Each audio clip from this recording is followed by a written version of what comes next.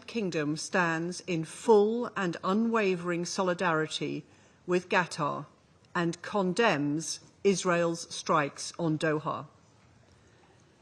These strikes are a flagrant violation of the sovereignty and territorial integrity of Qatar. They risk both further escalation across the region and setting back negotiations for a ceasefire. We offer our condolences to the families and friends of Qatari personnel who were tragically killed. Our thoughts are with their loved ones and with the injured. Qatar has long been a tireless broker for peace in the Middle East and beyond, and we commend the resolute commitment of His Highness the Emir to champion diplomacy and dialogue. So to reiterate, we wholly condemn the strikes on Qatar, which will do nothing to deliver peace in the Middle East or to help safeguard Israel's long-term security. My Prime Minister made this clear to President Herzog when they met yesterday. And like others, I welcome the clear message of support to Qatar that this Council has sent through our press statement today. Second, the UK has been clear that Hamas is a terrorist organisation, and we condemn the October 7 atrocities in the strongest terms. We reiterate that Hamas must release all the hostages, sign up to an immediate ceasefire deal, and commit to disarm. It can play no part in the future governance of Gaza. Third, with each day that passes, the hostages suffer in appalling conditions, and the people of Gaza endure starvation and repeated displacement. This week's evacuation orders across northern Gaza will worsen the humanitarian catastrophe. The Israeli government's decision to further escalate its offensive in Gaza is wrong. And today, I reiterate that we urge Israel to reconsider immediately. We staunchly support the efforts of Qatar, the United States and Egypt to achieve a ceasefire in Gaza, to secure the release of the hostages and bring this conflict to an end. We urge all parties to re-engage meaningfully to reach a negotiated deal. We also need an urgent surge of humanitarian aid into Gaza. It is abhorrent that famine is unfolding in parts of Gaza City, and we need immediate action to prevent it from spreading further. Israel must lift all restrictions on aid and allow the UN to deliver life-saving aid at scale. President, the only way to achieve lasting peace and security for Palestinians and Israelis alike is through a political solution. The UK will continue to work with our partners to develop a framework for long-term peace consistent with a two-state solution. Thank you. I thank the representative of the United Kingdom for the statement. I now give the floor to the representative of Slovenia. Thank you, Mr. President, and I thank Under-Secretary General Di Carlo for her briefing. I welcome a number of high-level speakers, in particular Prime Minister of Qatar and Deputy Prime Minister of Jordan. Colleagues, sovereignty and territorial integrity of countries across the region violated. Security Council resolutions rejected. General Assembly processes ignored. ICJ decisions disregarded. Advisory opinions ignored. Civilians starved and killed. International mechanisms floated. The UN pressured. Humanitarian and medical workers, journalists attacked. Inhumanity and simply cruelty. A sense of complete impunity. And now, negotiators attacked on a foreign soil. I wonder, is this how peace is pursued? Is this really a way to bring hostages home? Slovenia is gravely concerned over the latest escalation in the Middle East. We strongly condemn the Israeli attack on the sovereignty and territorial integrity of the State of Qatar, and we stand in solidarity with Qatar. We once again call for full respect of the UN Charter and rules of war. Nobody is above the law, no matter how mighty one feels. We commend the crucial and constructive role of Qatar, a key mediator for a ceasefire in Gaza and for the release of hostages. We thank them for their efforts and urge them to continue. This Council has been unequivocal in our support to the role and work of the mediators, Egypt, Qatar, and the United States. Everyone around this table supports the process of mediation. What more can be said in this Council? How else can we say that all the red lines have been crossed and that enough is really enough? Colleagues, it's not the attempts of the Council members that are preventing solutions. It is allowing this sense of impunity of Israel to continue. That's why country after country are announcing bilateral measures aiming at the Israeli government to reconsider its current policy and to return to respecting international law obligations. They are our response to persistent violations of international humanitarian law, to impunity, and to what we now clearly see, a flawed commitment to negotiations. All these measures are not gestures. They are not performative actions. They are sincere acts of countries, leaders, and global public conscious of our responsibility to humanity and of our promise of never again. Colleagues, on this day of 9/11, when we commemorate horrible terror attacks on the United States and pay tribute to innocent victims, Slovenia reaffirms its resolute stand against terrorism. We repeat our condemnation of the Hamas brutal attack on 7 October. We take this opportunity to strongly condemn the latest terror attack on civilians in Jerusalem. This is yet another reason for peace efforts to double. In words of Undersecretary General Di Carlo, the urgency has never been greater. This war must end, suffering must end. Mr. President, in the midst of the latest escalation, Gaza humanitarian catastrophe continues. Window of opportunity to prevent famine from spreading across the Strip is closing. New offensive is relentlessly pounding what is left in the middle of ruins. Instead of packing a backpack to start a new school year, Gaza children are forced to pack what is left of their belongings to be displayed yet again. So let me state the obvious. We need a ceasefire. Hostages must be released. Hindrance of aid deliveries must end. The negotiations have certainly seen its share of obstacles from both parties, but an escalation of this sort is not contributing to peace. So we appeal for a renewed commitment to negotiations in good faith by both parties to the conflict. Thank you. I thank the representative of Slovenia for the statement, and I give the floor to the representative of Panama. Muchas gracias, señor. Thank you, Mr. President. Panama is grateful for the convening of this emergency meeting, and we're also grateful for the report provided by Ms. Rosemary DiCarlo, Under Secretary General for Political and Peace-Building Affairs. Moreover, we welcome His Excellency Sheikh Mohammed bin Abdulrahman bin Jassim Al-Thani to this meeting as Prime Minister and Minister of Foreign Affairs of the State of Qatar.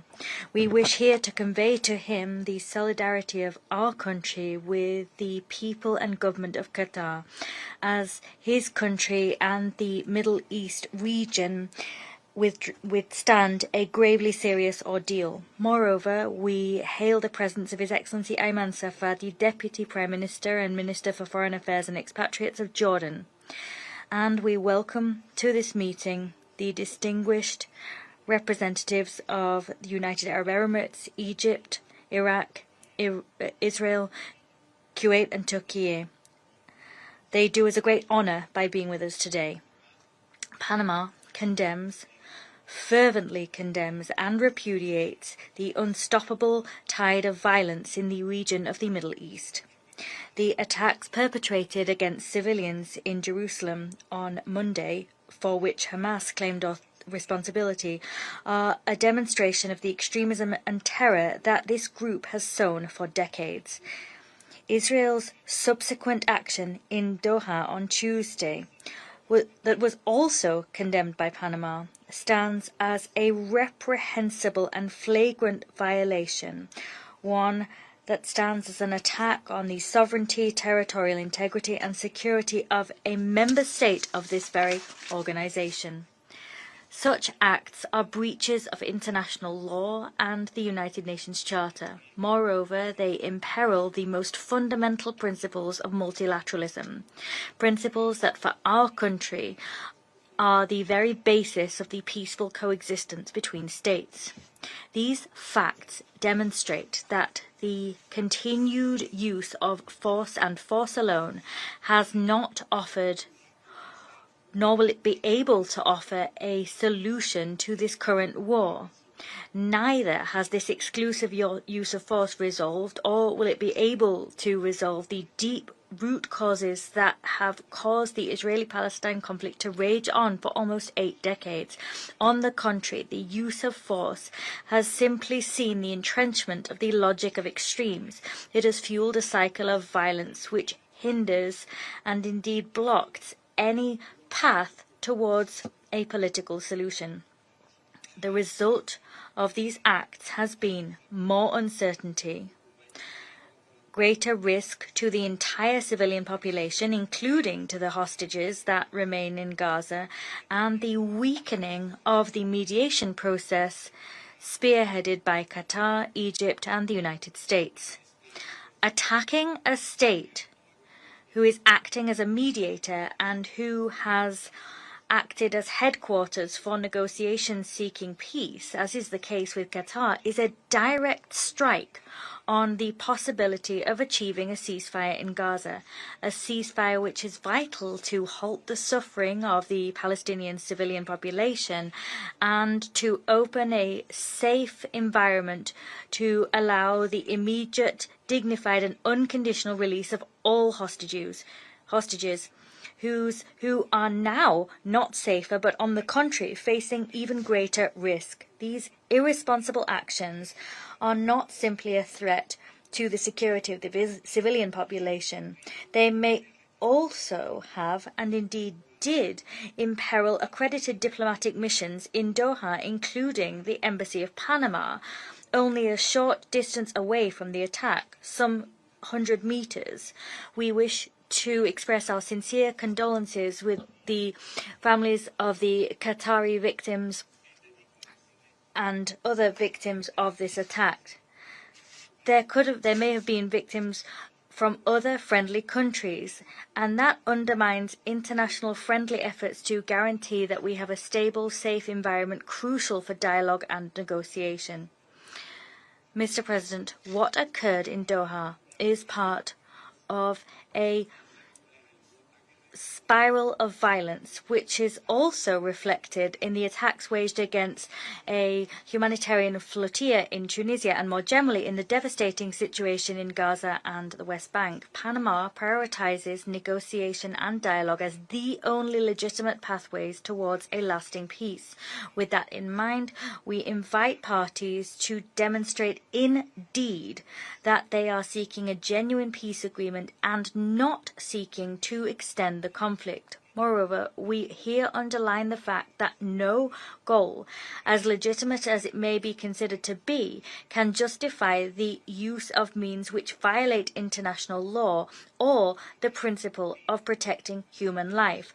Panama asks the parties to exercise the utmost restraint. We urge them to step up their efforts to urgently achieve a sustainable ceasefire to facilitate the immediate and unconditional release of all hostages and to guarantee the safe, appropriate and sustained access of humanitarian aid, vital humanitarian aid to Gaza at scale.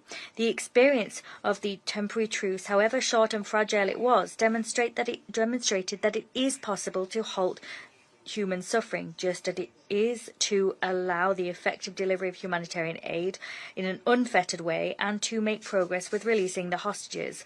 Mr. President, a source of grave concern is the notion of wishing to justify and wage war on the basis of the premise that the ends justify the means, whatever those ends may be.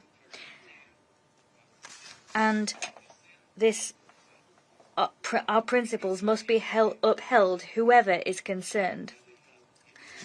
The use of this ends justify the means logic will simply sow more destruction and suffering. The indiscriminate witch hunt of enemies does not lead to peace. On the contrary, it merely extends war and worsens the suffering of innocent people that are trapped in the midst of the siege. History has taught us that peace is something negotiated and made with our enemies. The time has come to choose restraint and to allow room for diplomacy before new actions further exacerbate the crisis. Panama reiterates that there is no military solution, only a comprehensive, just and lasting political process based on international law and on the relevant resolutions of the United Nations, as well as on the principle of two states and their peoples living in peace and security, will be able to guarantee the stability of the region and the safety and security of all. Thank you. I thank the representative of Panama for the statement. I now give the floor to the representative of Sierra Leone. Thank you, Mr. President. Mr. President, I thank you for convening this emergency meeting of the Security Council. And I also thank Under Secretary General Rosemary DiCarlo for her briefing. Although in very difficult circumstances, I welcome to the Council His Excellency Sheikh Mohammed bin Abdulrahman bin Jassim Al-Thani, Prime Minister and Minister for Foreign Affairs of the State of Qatar, and express not only the full solidarity of Sierra Leone, but also our commendation for Qatar's valuable global mediation efforts in conflict situations, particularly in the Middle East as well as in Africa. I also welcome to the Council His Excellency Mr. Ayman Safadi, Deputy Prime Minister and Minister for Foreign Affairs and expatriate of the Hashemite Kingdom of Jordan. Sierra Leone notes the letter dated 9 September 2025 from the Permanent Representative of the State of Qatar, transmitted as document S/2025/563, which draws the Council's attention to the grave incident that has prompted our deliberations. Sierra Leone has consistently upheld the conviction that the Middle East conflict, and in particular the Palestine question, must be resolved through peaceful means in accordance with the Charter of the United Nations. Article 2, Paragraph 3 oblige all member states to settle their disputes by negotiations, mediation, conciliation, arbitration, or other peaceful means, while refraining from the threat or use of force, not to endanger international peace and security. It is in this light that Sierra Leone is deeply alarmed by the admission by the Prime Minister of the State of Israel of his government attack on Doha, the capital of Qatar, a state playing an active role as a mediator between Israel and Hamas in the ongoing escalation of the conflict in Gaza. Qatar's facilitation of dialogue has been indispensable to sustaining fragile ceasefire arrangements and preventing further escalation in Gaza. An assault on the territory of a mediator is not only a violation of its sovereignty, but also a direct strike at the very architecture of diplomacy. As the UN Secretary General has rightly stressed, all parties should be working towards a permanent ceasefire, not undermining it. Sierra Leone is gravely alarmed by this flagrant breach of international law. We strongly condemn Israel's attack in Doha, and we support the press statement just agreed by the Council members, which emphasizes the vital role that Qatar continues to play in mediation efforts in the region, alongside Egypt and the United States. We take note of the communication from the Gulf Cooperation Council member states, which described the strike, and I quote, as serious threats to the security and safety of Qataris and residents. Such actions constitute a grave breach of Article 2.4 of the Charter, which prohibits the threat or use of force against the territorial integrity or political independence of any state. Sovereignty and territorial integrity are cornerstones of our collective security system. As we strongly condemn the Doha attack by the State of Israel, we commend the restraint demonstrated by the State of Qatar. Sierra Leone calls for the continuation of the exercise of maximum restraint, the peaceful resolution of dispute, and full respect for the sovereignty and territorial integrity of the State of Qatar, in compliance with international law, the Charter of the United Nations, and provisions of relevant Security Council resolutions. States with influence must leverage such influence for de-escalation and peace in the region. Mr. President, beyond the violation of sovereignty, Sierra Leone is gravely disturbed by reports of targeted assassinations of individuals who should be considered protected persons under international law, particularly international humanitarian law. Equally troubling are reports of such assassinations in residential areas. The Geneva Conventions, particularly the Fourth Convention, and their additional protocols, clearly prohibit violence against civilians and all persons not taking a direct part in hostilities. The Geneva Conventions explicitly forbid violence to life and person, in particular murder of all kinds against those not taking active part in hostilities. Mediators, negotiators, medical personnel, journalists, humanitarian staff, and civilians remain under the protection of international law. Willful killing of such persons constitutes a grave breach of the Geneva Conventions and a war crime. We are appalled by the deliberate targeting of civilians and mediators under safe conduct, acts that undermine the distinction between combatant and non-combatant, including those not taking part in hostilities, with no continuous combat function, and outside areas of hostilities. We must be clear. International law does not recognize revenge. International law recognizes only lawful self-defense on the use of force against imminent unlawful attack or collective action authorized by the Security Council. Acts motivated by revenge, retaliation are illegal. No justification can excuse deliberate attacks on those who are not engaged in active combat functions. Colleagues, this development points to a larger challenge confronting the international community: the persistence of impunity in the face of serious violation of the UN Charter and international law. When such acts are met with silence or selective responses, perpetrators are emboldened to continue, eroding the credibility and weakening the rules-based international legal order. For the Council, failure to respond risks reducing this body to a bystander in the very crises it is mandated to address, and would amount to a referendum on the system we've built. Sierra Leone therefore urges this Council to affirm unequivocally the inviolability of the sovereignty and territorial integrity of Qatar and all member states to ensure that unlawful assassinations of protected persons are thoroughly investigated. to hold perpetrators accountable under international law, and to redouble efforts to bring the current conflict to an end through genuine good faith negotiations leading to a just and lasting peace. Mr. President, as we speak to the violations of the sovereignty of the State of Qatar, in the State of Palestine, in both the West Bank and Gaza, the inhumanity continues with ongoing hostilities. We remain gravely concerned about the humanitarian catastrophe in the Gaza Strip, with the declared famine, bombardment, and evacuation orders in Gaza City, mass displacement, act and rhetoric evincing genocidal intent. We are equally gravely concerned about the plight of hostages and recall with condemnation the 8 September attack on Israeli civilians at a Jerusalem bus stop, in which 6 people were killed and 8 others wounded. Violence on either side will only breed more violence, deepen suffering, and erode prospect for peace. We reiterate the imperative for an immediate ceasefire, the safe and unimpeded delivery of humanitarian aid, and the release of all hostages. The Council must demand a ceasefire, particularly when a mediator state has been so flagrantly attacked. The peoples of the Middle East, and indeed the peoples of the world, look to this Council for leadership, consistency, and resolve. Upholding the Charter is not optional. It is a binding obligation. Sovereignty must be respected, civilians and other protected persons must be safeguarded, and international law must be enforced without fear or favor.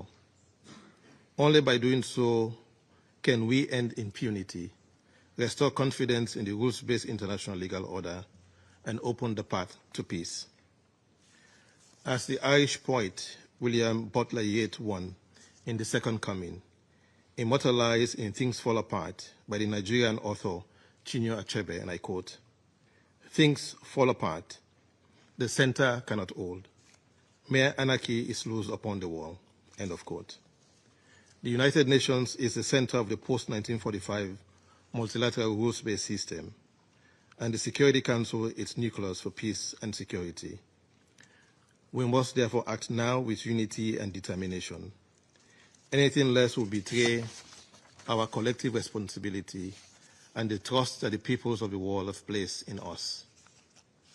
The system, as we know it, risks falling apart, and anarchy would indeed be loose upon the world. I thank you. I thank the representative of Sierra Leone for the statement. I now give the floor to the representative of Guyana. Thank you, Mr. President, and thank you for convening this briefing with the requisite urgency. I welcome the participation of His Excellency the Prime Minister of Qatar and His Excellency the Deputy Prime Minister of Jordan in today's meeting. I also thank the delegations of Algeria, Pakistan, and Somalia for requesting the meeting, and express appreciation to Under-Secretary General Rosemary DiCarlo for the important information provided regarding Israel's military strike on Doha this Tuesday. Mr. President, Guyana condemns this violent act by Israel, which is a flagrant violation of international law and a direct and unprovoked assault on the sovereignty and territorial integrity of the State of Qatar. We noted the destruction caused by the attack and that a Qatari national was killed. We express our full solidarity with the Amir and people of the State of Qatar. Mr. President, international law is under threat, and the Middle East region has unfortunately been the theater of too many frequent and serious violations of international law. Syria, Iran, Yemen, Lebanon, and now Qatar have all suffered violations of their sovereignty and territorial integrity by Israel, following unilateral decisions by the latter to militarily strike these countries. Just yesterday, we received reports of Israel's attack on Yemen involving strikes on civilian and residential facilities and the killing of several persons. Guyana reiterates its strong condemnation of these violations of international law and calls for full accountability for these crimes. The culture of impunity must not be allowed to take root, and this is precisely what is happening in the face of the Council's inability to respond decisively to these breaches of the peace and acts of aggression. Israel's protracted war in Gaza and its unlawful occupation of Palestinian territory remain at the center of the instability in the Middle East. Ending the war in Gaza and resolving the question of Palestine are therefore urgent priorities that the Council must advance pursuant to its responsibility for the maintenance of international peace and security. We further stress that the efforts of mediators to end the war in Gaza and to secure the release of the remaining hostages are seriously undermined and complicated by actions such as those taken by Israel on Tuesday. The success of the mediation efforts depend on the good faith engagement of all parties. The bombing of representatives of one party in the territory of one of the mediators risks setting back peace efforts.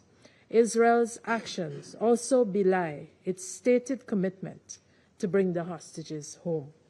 The state of Qatar has been a consistent ally in fighting terrorism and has been instrumental in the mediation efforts alongside the United States and Egypt to bring about a diplomatic solution to the war in Gaza and to secure the release of hostages still held there. Israel's recent actions do not in any way help these efforts. In the context of the foregoing, Guyana makes the following 4 appeals. First, the state of Qatar must be redressed for the unlawful act committed against it by Israel. The international order is premised on the rule of law, and states cannot simply contravene international law and the UN Charter in pursuit of unilateral objectives. Repeated violations of international law, if consistently met with no firm response from international organs such as the United Nations Security Council, risk engendering chaos and instability. Second, Israel's brutal war on Gaza must end immediately, unconditionally, and permanently. The catastrophic and man-made suffering to which civilians are subjected and which has now escalated to famine is a daily and painful reminder of how much this war continues to cost Palestinian civilians. Guyana urges the Security Council to take appropriate and urgent action in keeping with its responsibility to protect Palestinian civilians. Third, Guyana appeals to Israel to cease its warmongering in the already volatile Middle East. Too many fires have been ignited in the region, presenting serious risks to international peace and security. Israel must abide scrupulously with its obligations under international law. Fourth and final, Mr. President, we need strong political will to resolve the question of Palestine in a just, peaceful, and comprehensive manner. 8 decades is too protracted a period to have an entire nation living in a state of flux, marked by recurrent cycles of violence and oppression. This goes against all the values of the United Nations. Until we settle the Palestinian question, our work will not be truly comprehensive in reach. We urge all Council members and the wider membership of the United Nations to resolve that the 80th year of our organization would be the year in which we take strong and positive actions for the Palestinian people in their just struggle for peace and self-determination. Guyana resolves to doing its part to this end. I thank you. I thank the representative of Guyana for the statement. I now give the floor to the representative of France. Merci. Thank you, Mr. President. First and foremost, I wish to thank the Undersecretary General for Political and Peace-Building Affairs, Madam Rosemary DiCarlo, for the briefing, which establishes the facts in an elucidating way. I welcome the presence among us of His Excellency Sheikh Mohammed bin Abdulrahman bin Jasmin Al-Thani, Prime Minister and Minister for Foreign Affairs of Qatar, as well as His Excellency Mr. Ayman Safadi, Deputy Prime Minister and Minister for Foreign Affairs of Jordan, and His Excellency Mr. Anwar Gargash, Diplomatic Advisor to the President of the UAE. I also welcome the representative of Israel, of Turkey, of Iraq, of Kuwait, and of Egypt. Mr. President, thank you for having convened this emergency meeting, which has been supported by France. As was clearly expressed by the President of the French Republic, the strikes claimed by the State of Israel, which struck Qatari soil on 9 September 2025, are unacceptable, regardless of the motivation. There is an important need for the Security Council to condemn them. France reaffirms its commitment to respect for the sovereignty and territorial integrity of Qatar in accordance with the principles of the Charter of the United Nations. We extend our full solidarity with the Emir, to the Emir of Qatar, His Highness Excellency Sheikh Mohammed Al-Thani, as well as the Qatari people. The President of the Republic of France yesterday extended to the Emir of Qatar our full support. These strikes represent a grave violation of international law. Let us recall that the use of force throughout and at all times is strictly regulated by the Charter of the United Nations. These strikes generate a grave risk to regional stability, which has already been imperiled by an alarming escalation of tensions in Lebanon, in Syria, and the entire region. It is in the interest of all parties, including Israel, to avoid a new cycle of violence with devastating consequences for the entire region. Therefore, we call upon all parties to exercise utmost restraint. These strikes, lastly, targeted the very area where critical talks are being held for peace in Gaza and targeted those who were conducting the talks to achieve a ceasefire and the release of all hostages who are still being held by Hamas in Gaza. This needs to remain our paramount priority. Once again, France reiterates our unequivocal condemnation of the heinous crimes of Hamas, a terrorist movement, and the linchpin, and we call upon the movement to release the hostages and to renounce violence. The permanent state of war in Gaza cannot continue. France calls upon all parties to remain engaged in good faith to return in good faith negotiations to end this war in Gaza. To that end, we welcome the tireless efforts of Qatar,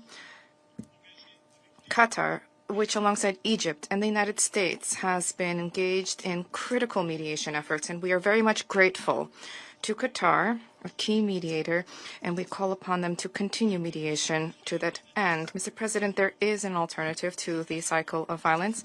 That is a political solution rooted in the two-state solution. This is the only way to achieve a lasting peace and security for the Israelis and for the Palestinians, as well as for the entire region. This solution hinges on the recognition of a sovereign Palestinian state with renewed and reformed governance. This solution hinges on the disarmament of Hamas, its exclusion for the future governance of Hamas, governance of Gaza, and the deployment of an international stabilization mission in the Strip.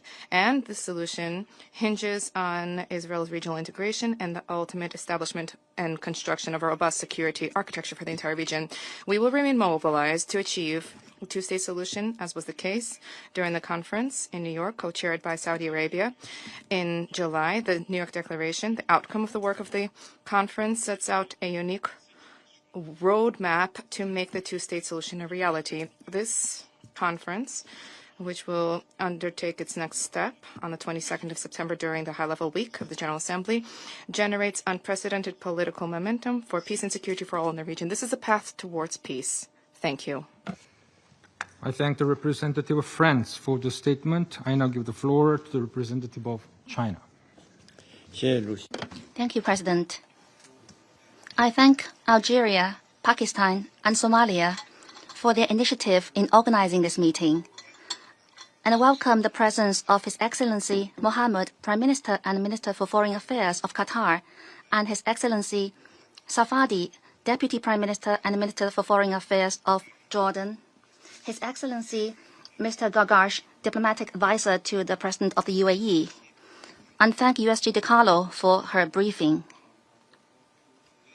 On September the 9th, Israel launched an attack on Doha, the capital of Qatar, in flagrant violation of Qatar's territorial sovereignty and national security, international law, and the UN Charter, and efforts to achieve peace. China resolutely opposes this and strongly condemns such an act. It is well known that Qatar, as an important mediator in the ceasefire negotiations, has made great efforts to promote the ceasefire and restore peace in Gaza, which has been highly appreciated by the international community. We note that on September 7th, the U.S. put forward a new ceasefire proposal and claimed that Israel had agreed to it. However, just 2 days later, a Hamas delegation which was discussing the ceasefire proposal was attacked by Israel. Such an act of bad faith, irresponsibility, and the deliberate sabotage of the negotiations is indeed despicable. China is deeply concerned that the attack could lead to further escalation of tensions in the region. We must point out that this incident is closely related to the long-standing differing positions of some non-regional countries regarding the Middle East issue. We would like to advise these major countries, in the interest of regional peace and stability, to take a fair and responsible stance to play a constructive role along with the international community in promoting a ceasefire and cessation of hostilities and in easing tensions in the region. I would like to reiterate that military means and the indiscriminate use of force are not the way out of this problem, and that an immediate ceasefire is the right way to save lives and bring the hostages home. China strongly calls on all parties concerned, in particular Israel, to work harder to ease the fighting and resume negotiations, rather than the opposite. Israel must immediately cease all military operations in Gaza, fulfill its obligations under international humanitarian law as an occupying power, fully restore humanitarian access and support the relief operations of the UN and other humanitarian agencies. President, the Gaza conflict has been going on for almost 2 years, resulting in a humanitarian catastrophe that is appalling and unprecedented in nature. During this period, we have witnessed over and over again the violation of international law and the undermining of the basic norms of international relations. The world cannot return to the law of the jungle, and the Middle East cannot remain in a state of perpetual war. As the primary organ for the maintenance of international peace and security, the Security Council has the responsibility to safeguard international order and the rule of law, and to promote regional peace and stability. The Council is now discussing a draft resolution on the humanitarian issue of Gaza. China supports Council's immediate action to end the fighting in Gaza and to ease the humanitarian catastrophe, and calls on the Council members and the international community to make joint efforts to this end. Thank you, President. I thank the representative of China for the statement. I shall now make a statement in my capacity as representative of the Republic of Korea. I also thank ESG Rosemary DiCarlo for her briefing. It is deeply troubling that another unacceptable incident happened amid the ongoing instability and tensions in the region. The Security Council's press statement released today clearly exemplifies the collective voice of the international community. The Israeli attacks targeting Qatari soil on Tuesday represent yet another grave violation of international law. One of the core principles under the UN Charter is clear: sovereignty and territorial integrity must be respected in international relations. The Republic of Korea is appalled that the attacks allegedly targeting Hamas leadership, yet also killing a member of the Qatar Internal Security Forces, happened in the residential area of Doha, the capital of the key mediating country Qatar. Therefore, the Republic of Korea calls for the full respect of sovereignty, territorial integrity, and political independence of every country, as well as immediate de-escalation in the region. International law can't be selective. It must be strictly observed by all states. More regional instability helps no one in the region at this vital juncture. Also unacceptable is that these attacks are hampering ongoing negotiations to secure an immediate ceasefire and release of all hostages brutally held by Hamas. And the attacks were committed just a few days after a new ceasefire proposal has been put forward. Hamas committed atrocious terrorist attacks against Israeli civilians, which we continue to condemn in the strongest terms. However, Tuesday's Doha attacks directly targeting its negotiation team does not help advance the talks, which stand at an inflection point. We reaffirm our full support for the efforts by the US, Qatar, and Egypt, and the unwavering commitment of Qatar for its diplomatic mediation undertakings, as reflected in the recent remarks by its Prime Minister. The instance was also grievous, as it may have significant negative impact on the common efforts by the international community to ease the extreme humanitarian suffering of Palestinian civilians, as well as Israeli hostages held in Gaza. The international community, including members of this Council, are seeking measures, either multilaterally or bilaterally, to expand the desperately needed humanitarian aid to those civilians in Gaza.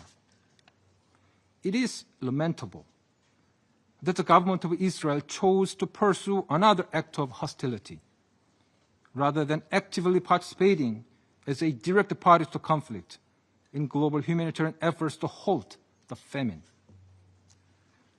Colleagues, we all know the best solution to restore stability in the region: an immediate ceasefire in Gaza, the release of all remaining 48 hostages, as well as an urgent surge of humanitarian aid in Gaza, are all crucial for underpinning peace and stability in the region. Upon yet another dangerous escalation in the region, we now hear once again the desperate voice of the long-suffering hostage families pleading for the finalization of the deal. We must listen. The war in Gaza must end now. All hostages must be released. Civilians must be protected, and international law must be respected under any circumstances. We must chart a new path toward regional de-escalation and peace. I shall now make a statement. I resume my function as President of the Council. I now give the floor to His Excellency Sheikh Mohammed bin Abdulrahman Al-Thani, Prime Minister and Minister of Foreign Affairs of the State of Qatar. In the name of God, the merciful, the compassionate, may the peace, blessings, and mercy of God be upon you. Mr. President, allow me to congratulate you on assuming the presidency of the Council this month. We thank you for quickly responding to our request to convene this meeting. We especially like to thank Algeria, Pakistan, Somalia, the UK, and France that asked for holding this meeting on our behalf. We also thank Ms. Rosemary DiCarlo, Undersecretary General for Political and Peacebuilding Affairs, for her briefing. We thank the Council members for adopting the press release today. We appreciate your solidarity with Qatar that we heard in your statements after the unjust Israeli attack on Doha that the press statement has condemned.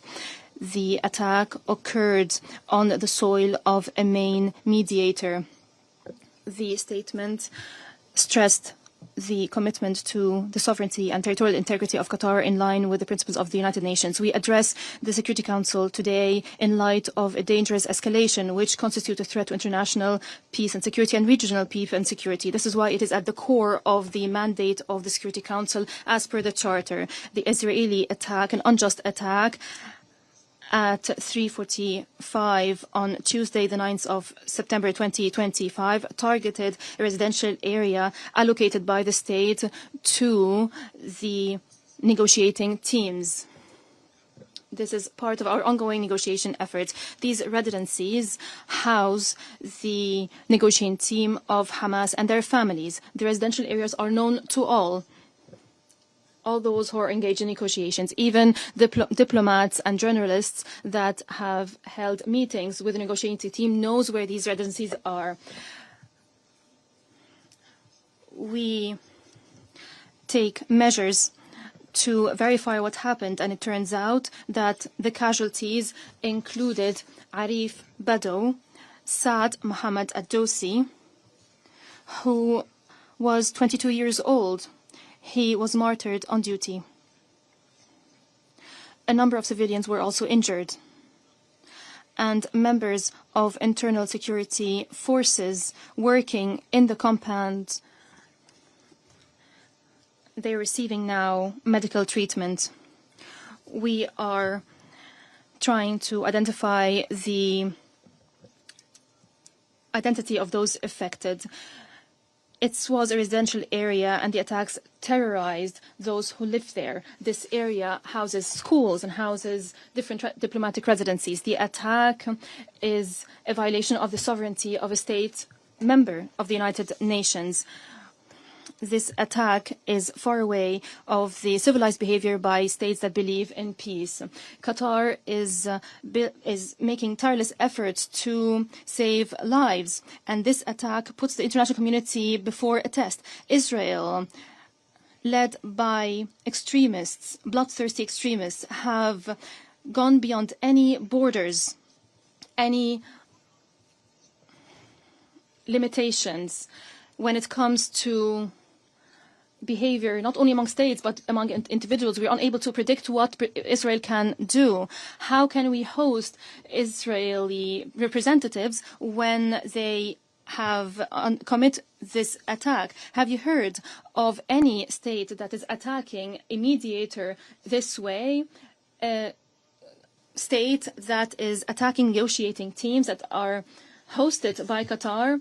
And then the Prime Minister is using shameful justifications and is trying to justify this attack that is condemned by the whole world. The Prime Minister should have recall the model of Taliban.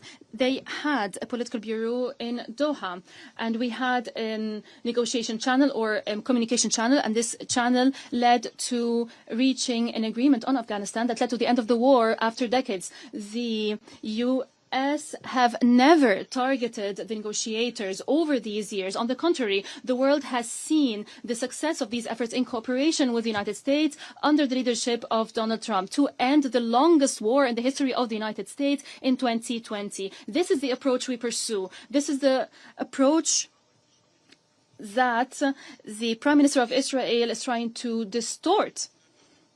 These continued violations of international law, this behavior that undermine all values, prove only one thing, that the current leaders of Israel are arrogant. And they believe that they enjoy impunity. In addition to the genocide in Gaza and the unprecedented humanitarian disaster in the Strip, and the international community has not acted yet, here we are. We can see that Israel is undermining the stability of the region impetuously. Israel is trying to rearrange the region by force. It is using fundamentalist ideas. That is the basis of Israel's behaviors. Israel leaders are declaring that. And they think that only the Israeli population is listening to them, but we're all listening to them. The peoples of the region are not accepting this kind of behavior, are not accepting this narrative. We believe fully in mediation and the peaceful settlement of disputes, and Qatar's role is being appreciated worldwide. Our efforts has proven that our efforts in cooperation with the United States and Egypt has led tangible results. It led to the release of 148 hostages.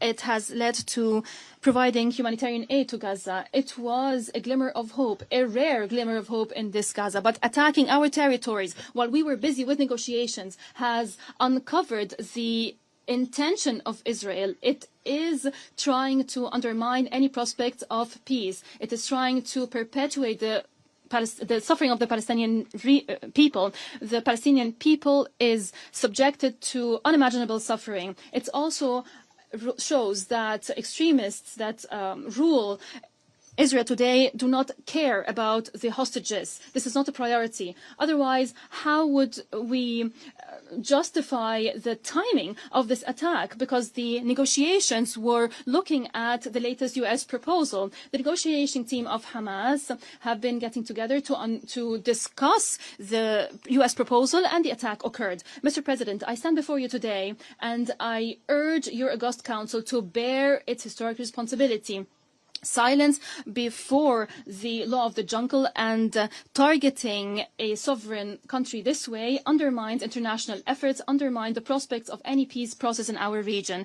The continuation of such attacks does not only target Qatar, it is a clear threat to target any country that is working on achieving peace, and that undermines the trust in the United Nations. The state of Qatar stresses, under the leadership of its emir, may God protect him, that we will continue our humanitarian and diplomatic role without any hesitation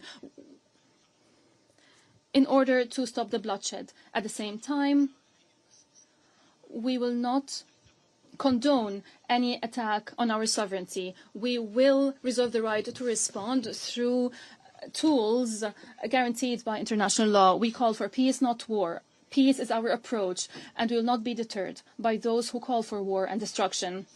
Before your Security Council, we present these facts, and we recall that today we're discussing an attack on all diplomatic efforts to reach peaceful solution. The only way to peace goes through negotiations, and it starts with a ceasefire and the release of all detainees and hostages, and ensuring the unconditional entry of humanitarian aid, and lifting the blockade.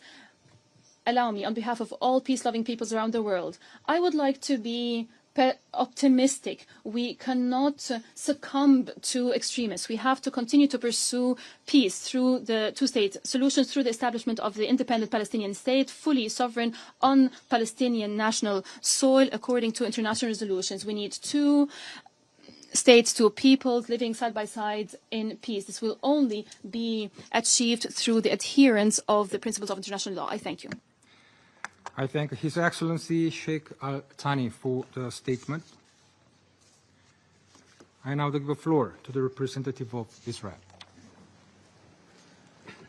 Mr. President, on September 9th, Israel carried out a precise and targeted strike in Doha.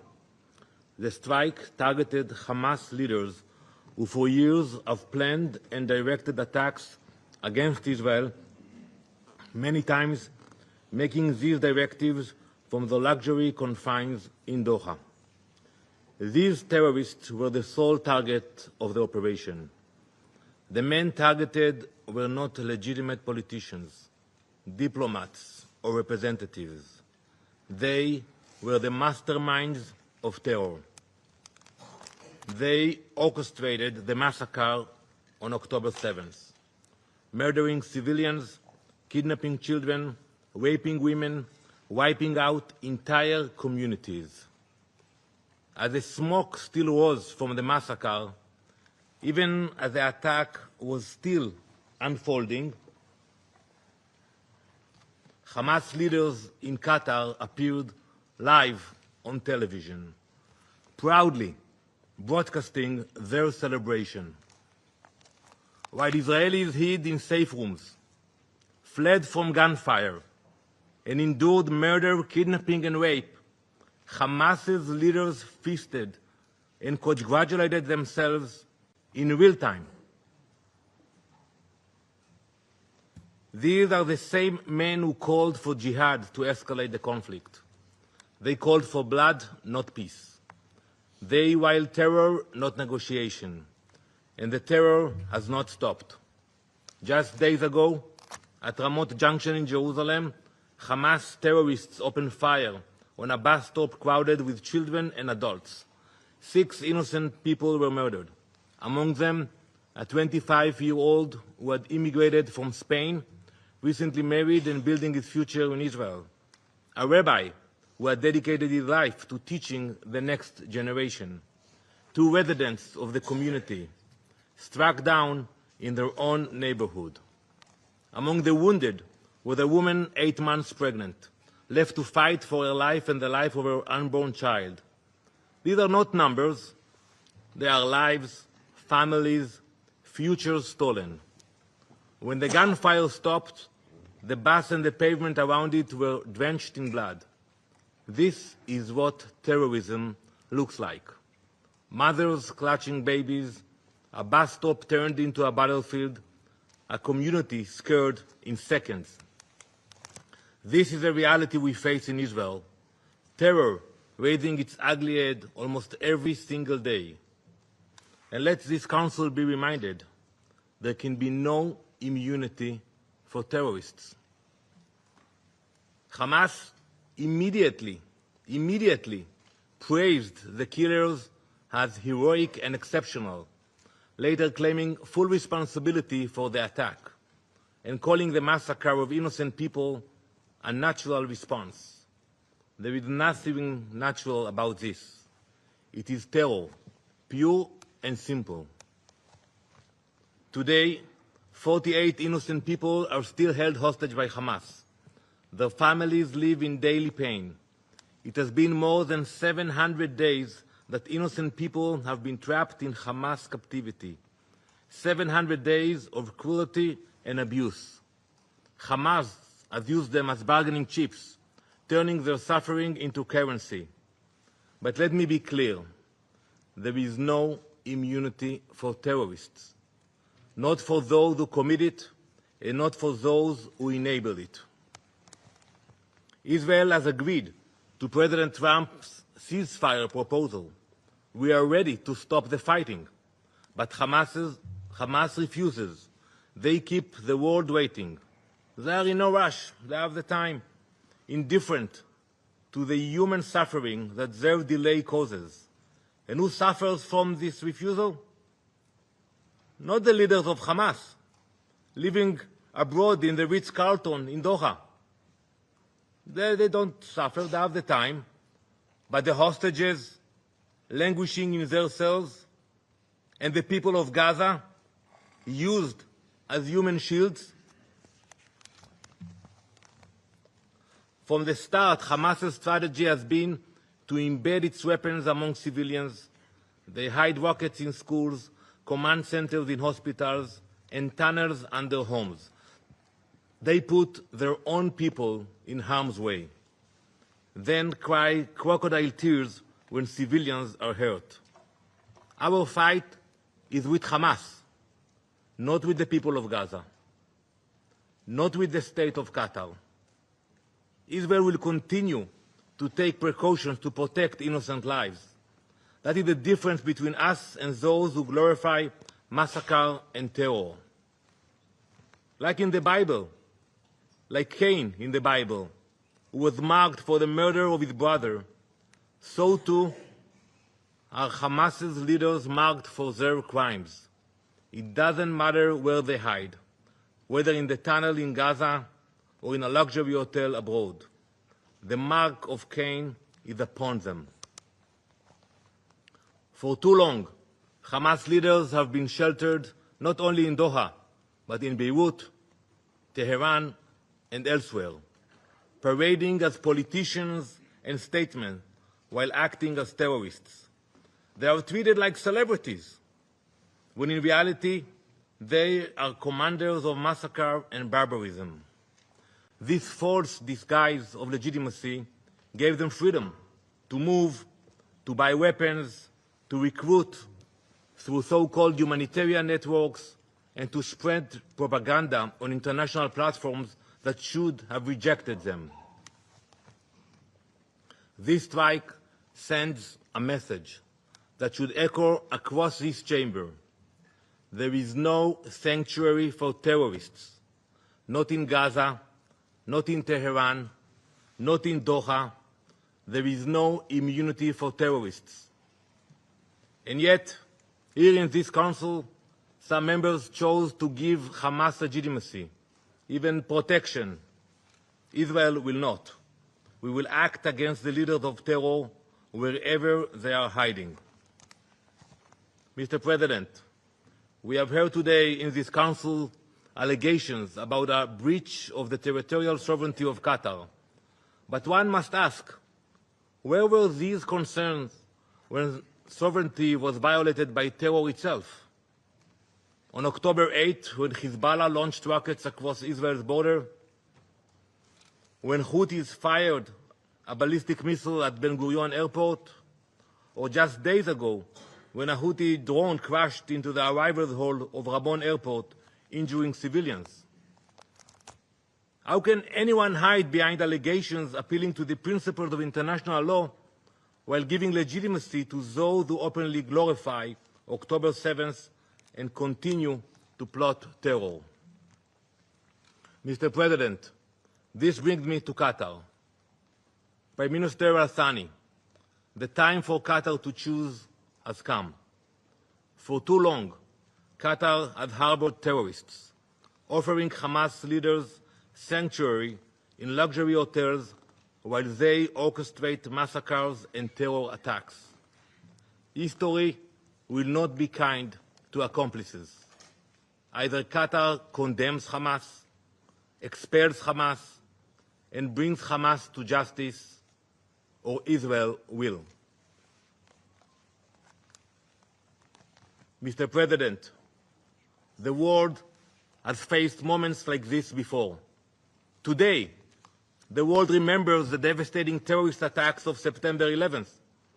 That tragic day, like October 7th for Israel, was a day of fire and blood. In the aftermath of 9/11, the countries that uphold freedom, equality, and democracy in this Council stood shoulder to shoulder. 2 weeks later, this Council adopted Resolution 1373. It said plainly, no state may harbor terrorists. No state may fund them. No state may give them safe haven. I urge you all to read this resolution. Any government that does so breaks this Council binding obligations. That principle was clear then. It must be upheld today. And when bin Laden was eliminated in Pakistan, the question asked was not, why target a terrorist on foreign soil? No one asked that question. The question was, why was a terrorist given shelter at all? The same question must be asked today. There was no immunity for bin Laden, and there can be no immunity for Hamas. And in facing terror, history shows that members of this Council have done the very same. From 2014 to 2022, France struck terrorists in Mali, Chad, Burkina Faso, and Mauritania. In 2014 and 2015, the United Kingdom carried out airstrikes in Iraq and Syria against ISIS. So I ask, if these actions were justified then, why is Israel singled out now?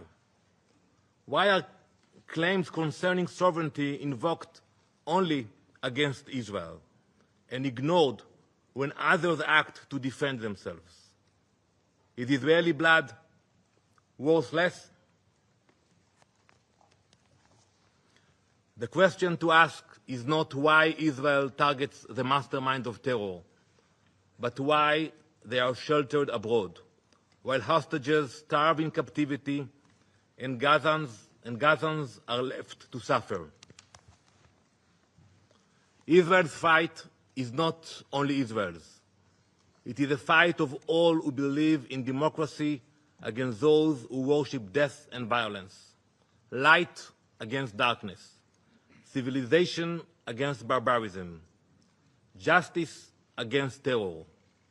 We will continue until the hostages are free, until our people are safe, and until terror can no longer find sanctuary in any corner of the world, because there is no, and there never will be, immunity for terrorists. Thank you, Mr. President. I thank the representative of Israel for the statement. I now give the floor to His Excellency Mr. Ayman Safadi, Deputy Prime Minister and Minister for Foreign Affairs in the Inspectorate of the Hashemite Kingdom of Jordan.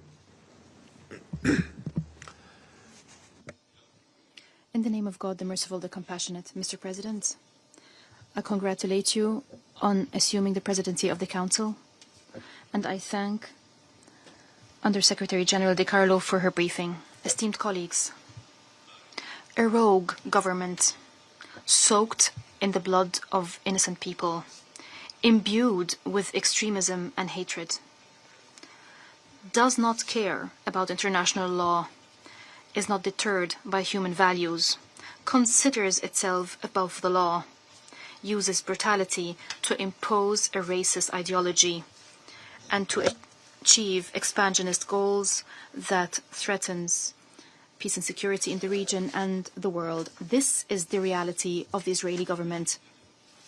The international community must act immediately and effectively to curb its arrogance and to protect the whole region from its disastrous actions. Over the past 23 months, Israel has killed more than 65,000 Palestinians in Gaza. It claimed the lives of 540 humanitarian workers and 247 journalists. It has used starvation as a weapon. The famine that it created in Gaza killed 411 Palestinians, including 142 children. Israel turned Gaza into a land where any sign of life is obliterated, any human values are obliterated. Killing has become promotional material for occupation soldiers. Killing more than 100 Palestinians daily has become an ordinary occurrence. This government is using any and all means to increase escalation, to increase violence, to deepen the conflict and to push towards chaos.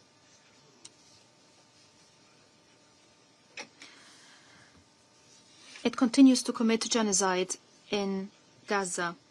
More than 1 million Palestinians in Gaza City are faced with the threat of being killed or dying of starvation or being forcibly displaced to camps where Israel has destroyed the lives of those who are forced to go to those camps, camps in wastelands, lacking all basic necessities of life. And Israel is preventing the delivery of humanitarian and medical aid to these camps. It prevents the delivery of baby formula, bread, and water. Israel is expanding its illegal settlements in the occupied West Bank. It is protecting terrorist settlers that are launching 4 terrorist attacks daily on Palestinians. It is seizing more Palestinian land. It is imposing a blockade on the Palestinian people and its legitimate leadership economically, and it's imposing a blockade on their lives. It is thereby killing all prospects of achieving just and durable peace. Today, just hours before this meeting, the Prime Minister of Israel says that he allowed for building new illegitimate settlements in the occupied Palestinian territories. He boasted about preventing the establishment of a Palestinian state. He boasted about killing all prospect of peace and subjecting the peoples of the region, including the Israeli people, to more conflict and more wars. Israel is attacking the stability of Lebanon. It is occupying more Syrian territories. It is contriving sectarian strife to plunge Syria into chaos and conflict, in another flagrant violation of international law, in another dangerous escalation. Israel is violating the sovereignty of the brotherly state of Qatar. It is launching a cowardly attack against its capital, Qatar. It is shamelessly betraying a state that has been working tirelessly in partnership with the Arab Republic of Egypt and the United States of America to reach an exchange deal, to reach a permanent ceasefire, to end the suffering, and to allow for returning to diplomacy to achieve peace and security for all. We condemn this brutal and treacherous attack against Qatar, as King Ibn al-Hussein and the Crown Prince to the Emir of Qatar. Qatar stands unequivocally with Qatar in any steps it takes to protect the security, sovereignty, and safety of its citizens. Our security is Qatar's security. The stability of Qatar is the stability of the region. We are united by one vision. And the choice of Qatar is our choice, and it's a clear choice. Our choice and our vision is a secure and stable Middle East, where just, durable, and comprehensive peace prevails. A Middle East that realizes the right of the Palestinian people to life, freedom, and statehood. A Middle East that that guarantees the security of the Israelis and the Palestinians and all peoples of the region. A Middle East where cooperation replaces conflict and hope replaces despair. The Israeli government and its extremists are lying when they're trying to justify their betrayal of Qatar after all the efforts it has been making to reach an exchange deal and to end the war. They're lying when they claim that they're surrounded by those who wish to destroy them.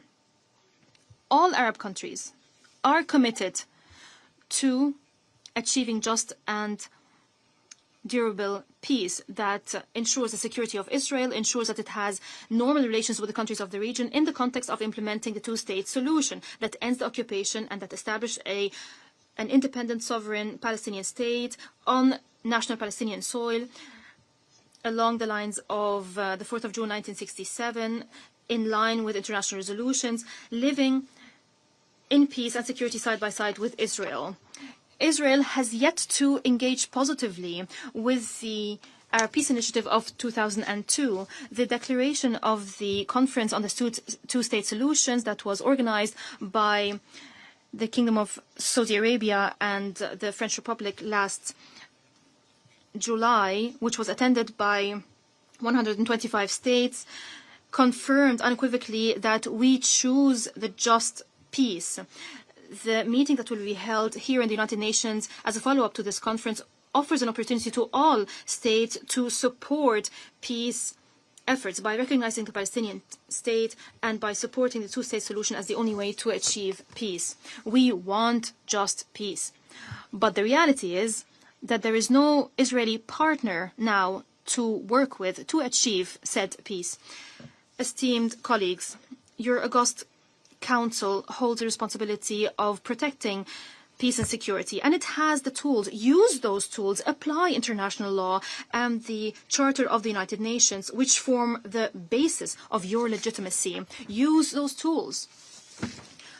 to ensure the acceptance of the exchange deal that Qatar, Egypt, and the United States have been working on, to use these tools to stop the aggression on Gaza, to end the starvation, to enforce the entry of humanitarian aid, to protect what is left of the credibility of international law and international humanitarian law, to restore the belief that human values and international law exist to be applied without discrimination, without selectivity, to reaffirm that no aggressor should be granted immunity and that there is no state above the law, to revive the hope that conflict is not the fate of the region and that peace is possible and it's our common goal and we can achieve this goal if the necessary will is demonstrated. Ladies and gentlemen, the message that Israel has sent through its attack on Qatar is that it will persist with its aggression. It will persist with violating the sovereignty of states. It will persist with violating international law. It will persist with killing civilians and innocent people. It will persist in imposing a famine on Gaza. It will persist in preventing 6,000 students in Gaza from the right to education because it is enjoying immunity. It is evading accountability for all these crimes. Esteemed colleagues, injustice has reached unconscionable levels. Stop it. Stop this injustice before it's too late. Thank you, and may the peace, mercy, and blessings of God be upon you. I thank His Excellency Mr. Safadi for the statement. I now give the floor to His Excellency Mr. Anwar Gargash, Diplomatic Advisor to the President of the United Arab Emirates. Mr. President, I would like to begin by thanking the Republic of Korea for promptly convening this emergency session. I'd also like to thank Ms. Rosemary DiCarlo for her comprehensive briefing. The United Arab Emirates endorses the statement that Kuwait will deliver on behalf of the Gulf Cooperation Council, along with statements from the Arab and OIC groups. The high-level participation in this session clearly underscores the gravity with which we view this Israeli aggression against the state of Qatar.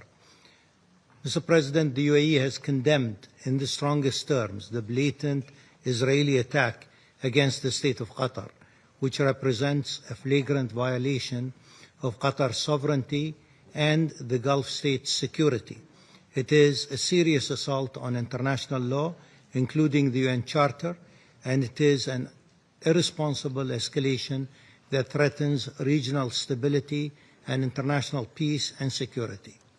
Yesterday, the President of the UAE, His Highness Sheikh Mohammed bin Zayed Al Nahyan, visited Doha.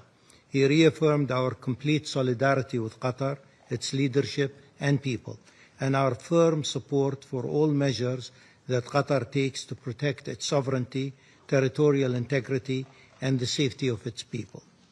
Mr. President, the Security Council's continued failure to act decisively against repeated Israeli violations of fundamental principles of the UN Charter will undoubtedly have severe consequences for regional and international peace.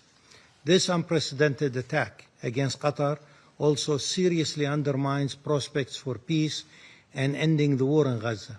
Qatar, together with Egypt and the United States, has played a leading role in efforts to secure a ceasefire, to release the hostages and detainees and return them to their loved ones, and to resume unhindered humanitarian aid at scale. These reckless, belligerent actions will deliver neither Israel nor the region our shared goal for peace, prosperity, security, and stability. They only serve to fuel more violence, extremism, and chaos, precisely when the region desperately needs restraint and de-escalation. Furthermore, the relentless threats of land annexation and attacks on neighboring countries destroys any foundation for lasting peace and threatens the entire region's stability. Mr. President, we must work together toward a better future for the people of our region, one built in justice, coexistence, shared prosperity, and good neighborly relations, free from extremist ideologies of any kind. As we all strive for a just and lasting peace in the region, the attacks on the state of Qatar further inflames an already explosive situation. And with our gathering today, we reaffirm the centrality of international law and the sovereignty of states, as well as the wisdom required of all of us to achieve peace and security. Today, Mr. President, Qatar does not stand alone. The Council spoke with one voice to condemn aggression. Our collective voice should make a difference against these unlawful acts of transgression against international law. Thank you, Mr. President. I thank His Excellency Mr. Gagash for the statement. I now give the floor to the representative of Turkey. Mr. President, I have the honor to deliver the following statement on behalf of the member states of the Organization of Islamic Cooperation in my capacity as chair of the group. Mr. President, let me express our appreciation to you for prompt convening of this meeting following the Israeli attack, which targeted the residential headquarters of members of the political bureau of Hamas in Doha, State of Qatar, on Tuesday, 9 September, resulting in death of several persons, including a Qatari or more Qatari citizens, while leaving many others injured in the residential area. The OIC group condemns in its strongest terms this despicable and unwarranted attack against the State of Qatar in flagrant violation of its territorial sovereignty and national security. There is no doubt that this dastardly action constitutes a blatant violation of the norms of international law and certainly the Charter of the United Nations, much as it represents an overt threat to both the security of the Middle East region and indeed international peace and security.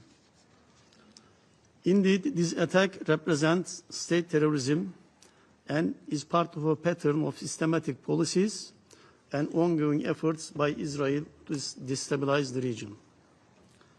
We express our full solidarity with the State of Qatar during this critical period, while we stand united in support of the right and duty of the State of Qatar to respond decisively to any reckless breach or aggression that threatens its security and jeopardizes regional stability. We also support Qatar as it takes necessary measures to protect its citizens and defend its sovereignty and territorial integrity, including political, diplomatic, and legal measures.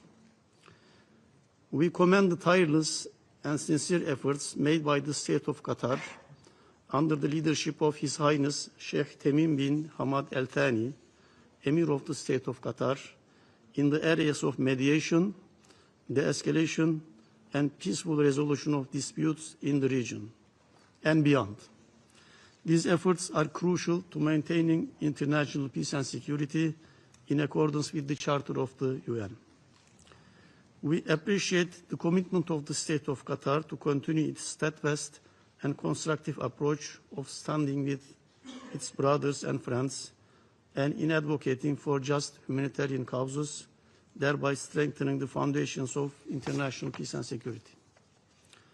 In this regard, OIC Group calls on the United Nations Security Council to take firm measures in the face of this unjustified use of armed force against the sovereignty of Qatar, an act that constitutes an obvious threat to international peace and security.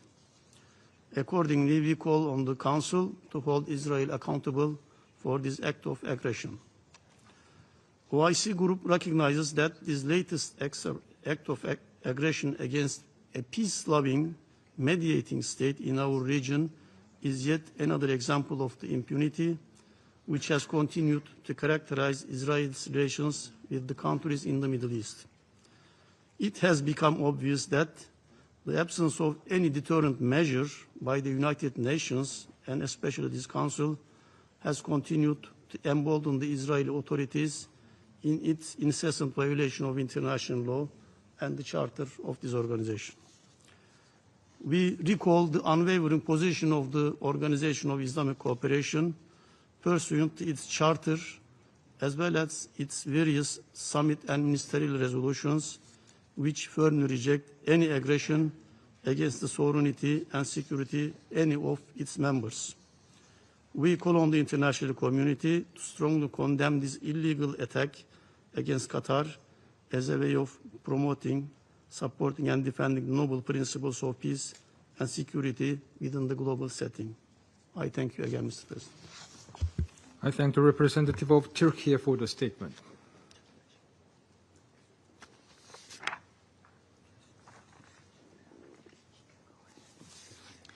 I now give the floor to the representative of Iraq.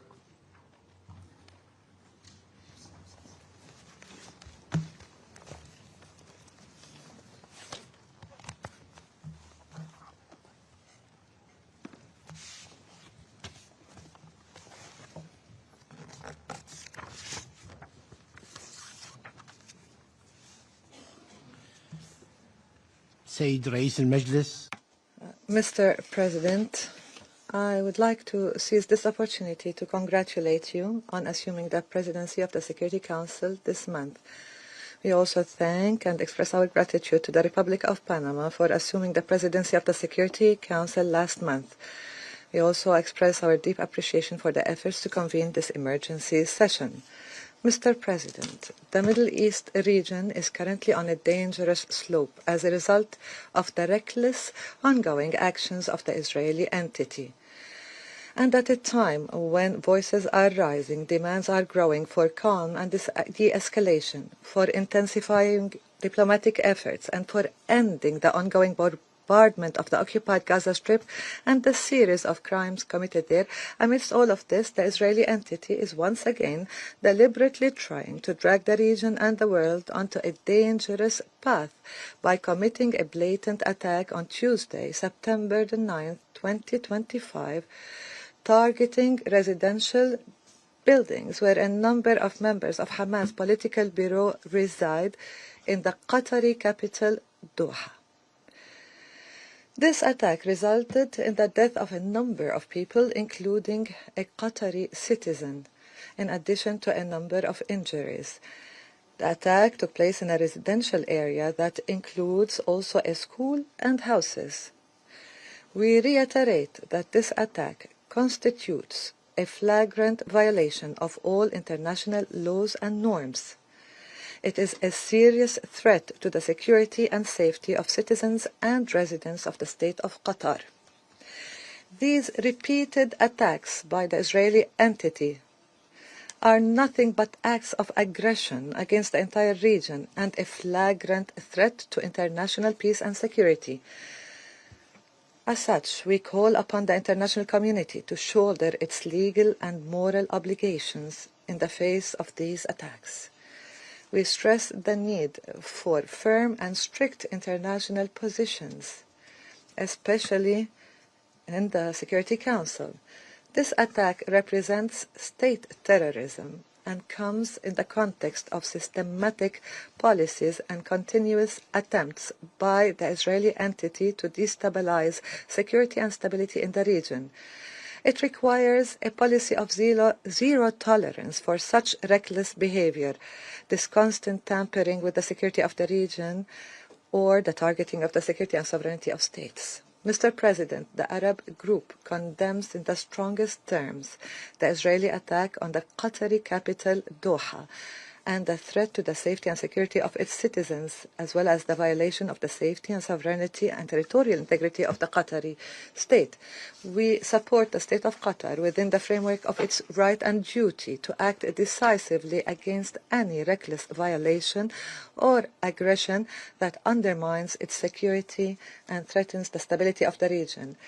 We support Qatar in preserving its right to respond to this blatant attack and to take all necessary political, diplomatic and legal measures to protect its people and defend its sovereignty and territorial integrity, including, as we said, political, diplomatic and legal measures. We commend the tireless and sincere efforts undertaken by the state of Qatar in the framework of mediation, de-escalation and the peaceful resolution of disputes in the region, within the framework of maintenance of international peace and security in accordance with the UN Charter. We value Qatar's affirmation that it will continue this constructive approach, standing with brothers and friends and supporting the just human causes in a manner that would safeguard and bolster international peace and security.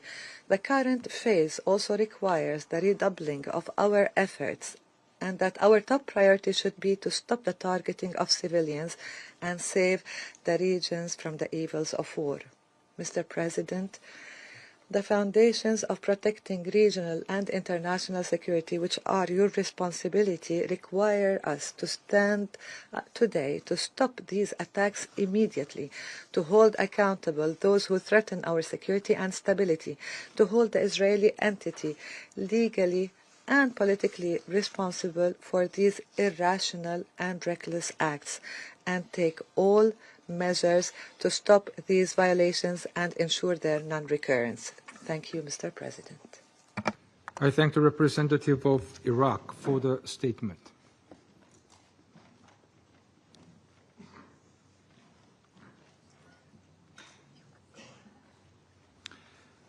I now give the floor to the representative of Kuwait. Bismillah ar-Rahman ar-Rahim.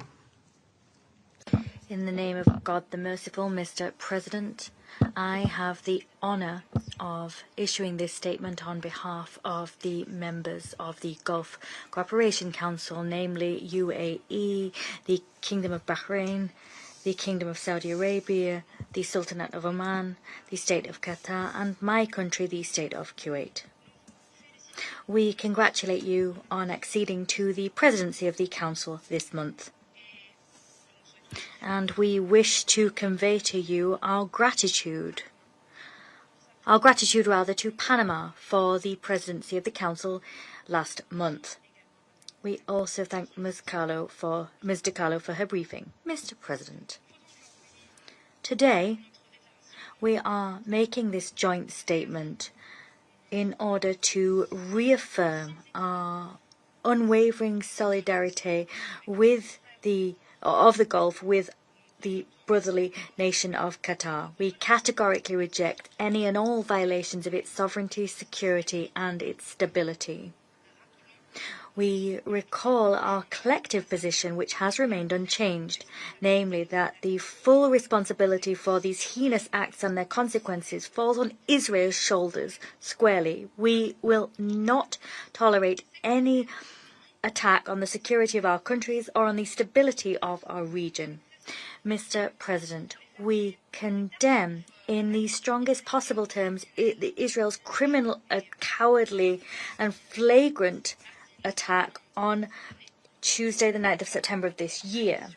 That act of aggression constitutes a dangerous and direct escalation against a sovereign Arab state. It was an attack which targeted residential complexes that housed a number of members of the Hamas political bureau in Doha, Qatar. The attack claimed the lives of several people, including a Qatari citizen.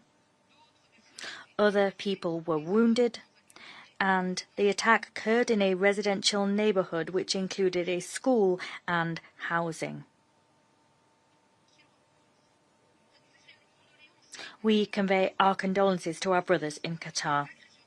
This aggression is a flagrant violation of international laws and customs. It stands as a grave threat to the peace and security of the Qatari people and the residents of the State of Qatar. We here warn unambiguously regarding the consequences of continuing to violate state sovereignty. National security of states or the countries of the GCC is a red line for us, and similar acts will be met with collective actions, tougher in nature, and legal political measures as deterrents, according to what's agreed upon within international organizations. Mr. President, this aggression occurred as part of systematic policies and continued attempts on Israel's part to undermine regional security and stability. We cannot stand for this irresponsible Israeli behavior, this reckless Israeli behavior which imperils the region's security. We must not tolerate any action which targets our sovereignty and security. This hostile approach will be met with a united stance of the Gulf countries. There will be no compromises made on sovereignty or security. Mr. President, we reiterate that the state of Qatar has the right and duty to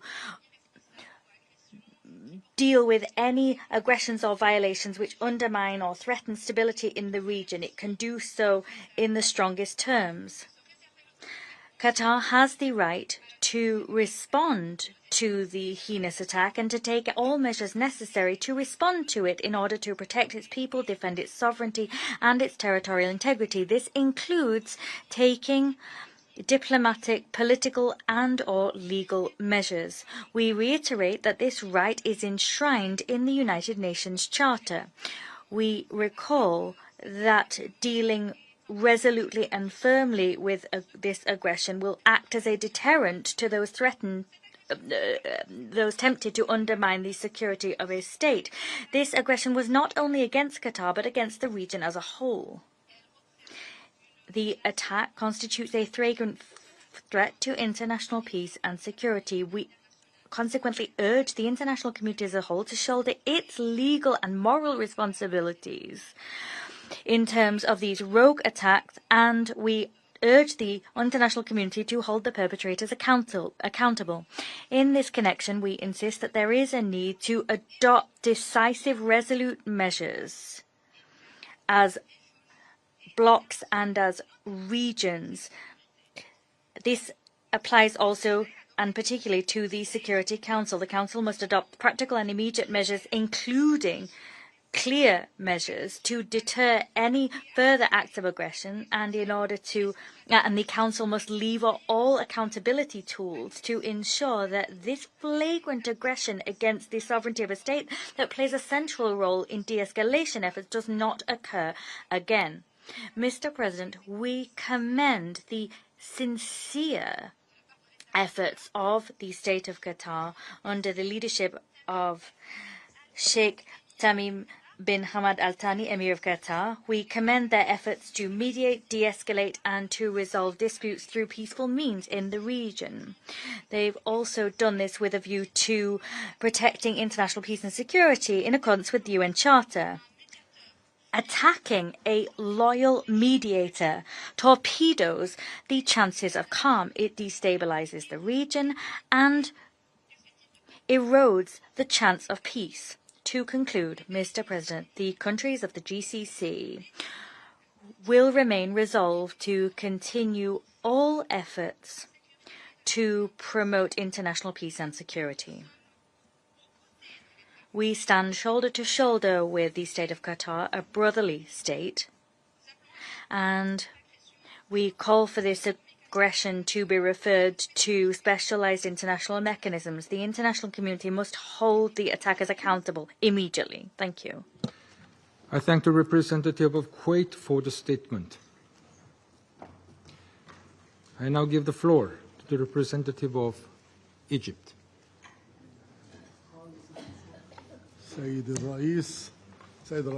Mr. President, Your Excellency, Mr. Abdulrahman Al-Thani, the Prime Minister of Qatar, Your Excellency, Mr. Ayman Al-Safadi, Deputy Prime Minister and Minister of Foreign Affairs of Jordan, Mr.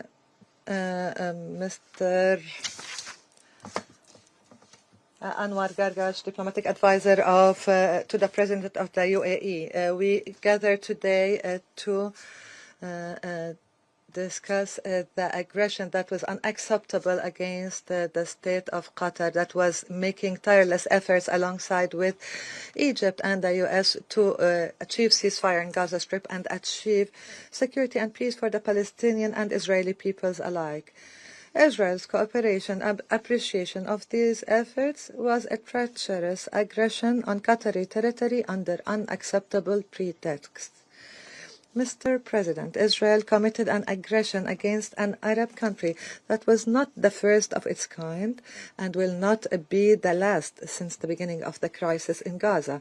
It committed this aggression in light of a genocide committed against the Palestinian people that we must not overlook, and in light of the displacement of the Palestinian people and the occupation of their lands that must end.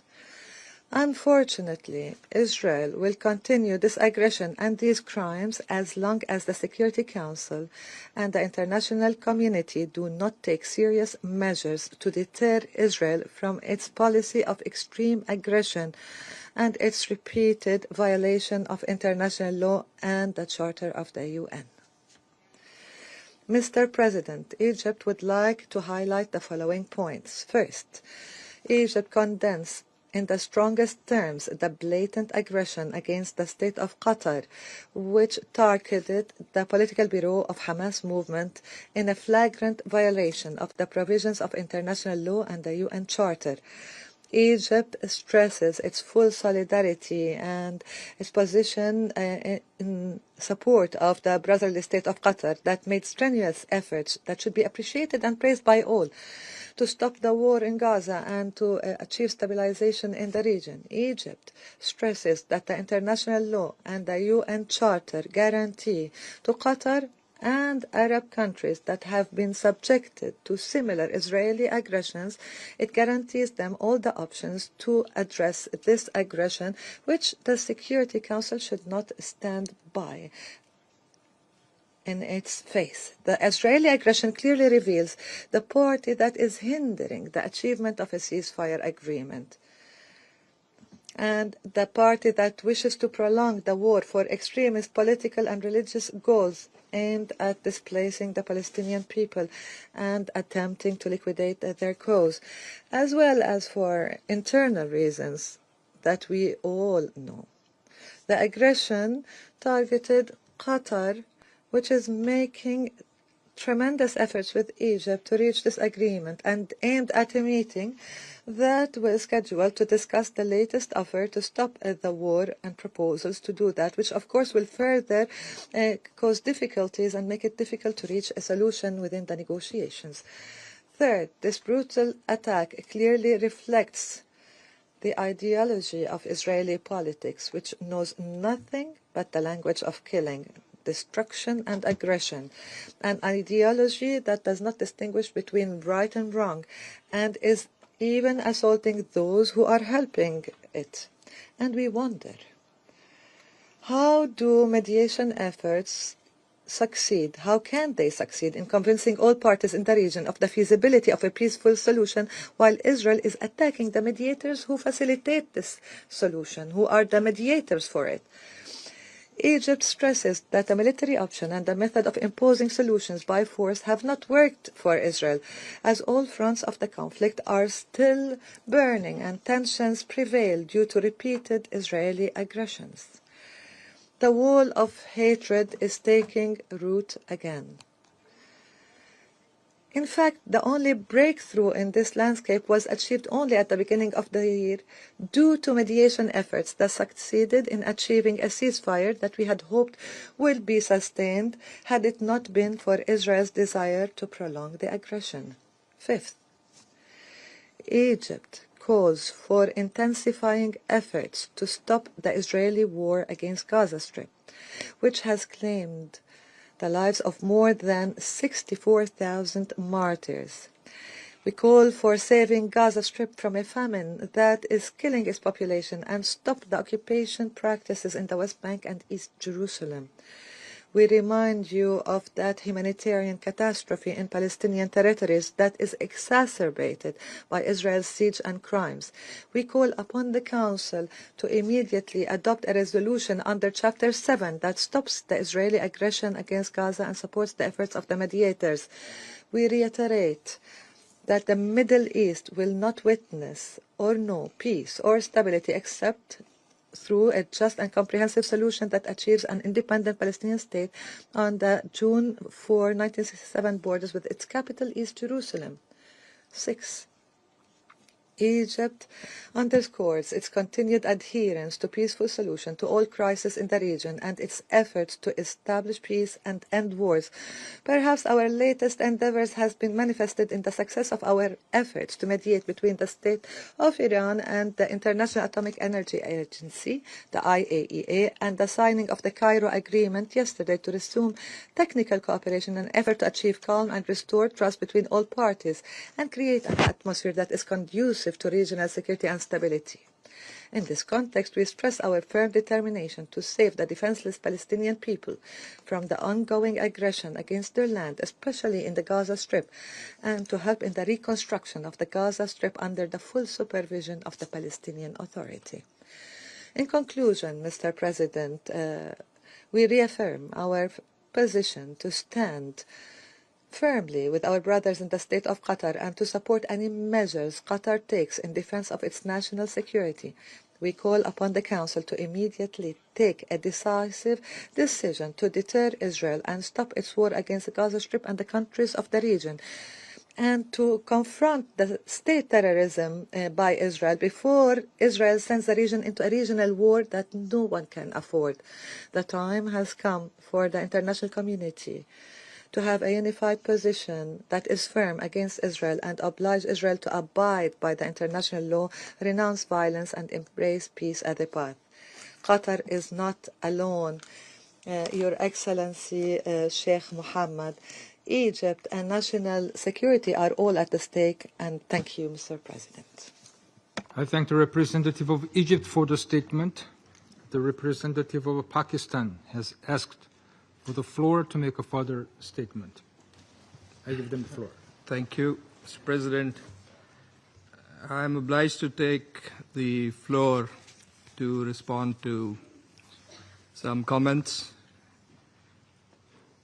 The representative of Israel perhaps did not listen attentively to all council members and other speakers in today's debate. And in our view, it is unacceptable, indeed ludicrous, for an aggressor, an occupier, a serial violator of UN Charter and international law, that is Israel, to abuse this chamber and disrespect the sanctity of this council. And this is not the first time. And by pointing fingers on others, baseless assertions primarily aimed at masking its own illegal actions and violations of international law. President, but that's not at all surprising. It is an occupier that does not listen to anyone, that does not pay heed to any advice, even from its friends, if there are any left, that refutes, and not just refutes, it threatens members of the international community, international media, international human rights and humanitarian organizations, doesn't listen to the ICJ or the ICC, and threatens the UN and its senior officials. And it does that with impunity, shielded by its apologists who time and again acquiesce in its illegal actions and defiance of the international community. And like all occupiers, despite being the aggressor, it feigns and plays the victim. But today it is totally exposed. President, this Council has spent decades discussing the situation in the Middle East and the Palestinian question. Meeting after meeting, we devote hours to this agenda. It is not because of anyone else. It is because of Israel that refuses to vacate its illegal occupation and that blatantly violates the resolutions of this Council.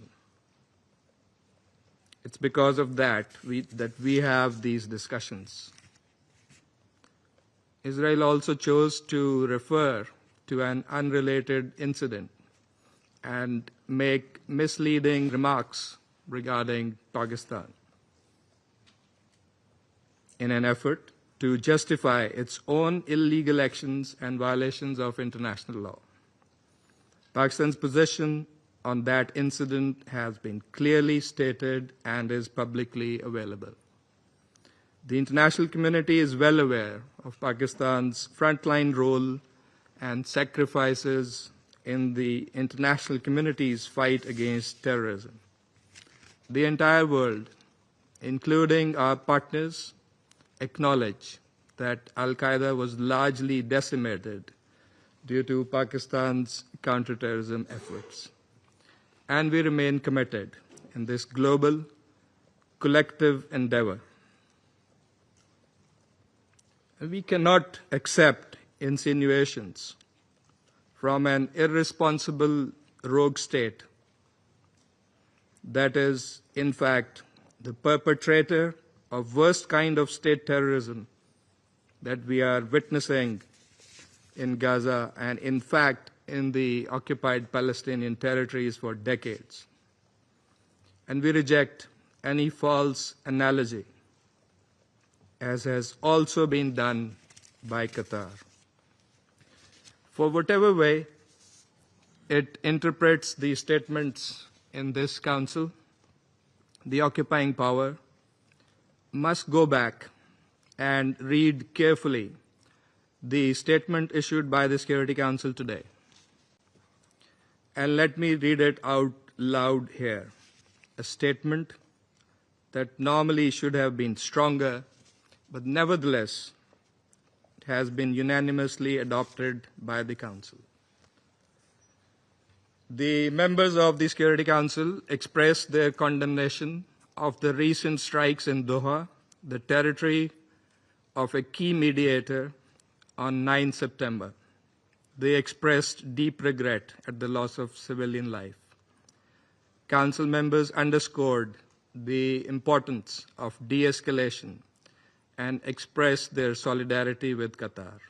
They underlined their support for the sovereignty and territorial integrity of Qatar in line with the principles of the UN Charter. Council members recalled their support for the vital role that Qatar continues to play in mediation efforts in the region and alongside Egypt and the United States. Council members underscored that releasing the hostages, including those killed by Hamas, and ending the war and suffering in Gaza must remain our priority.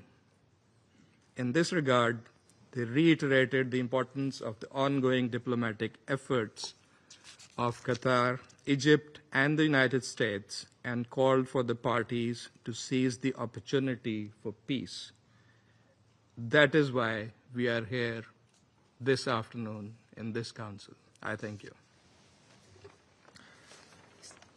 I thank the representative of Pakistan for the statement.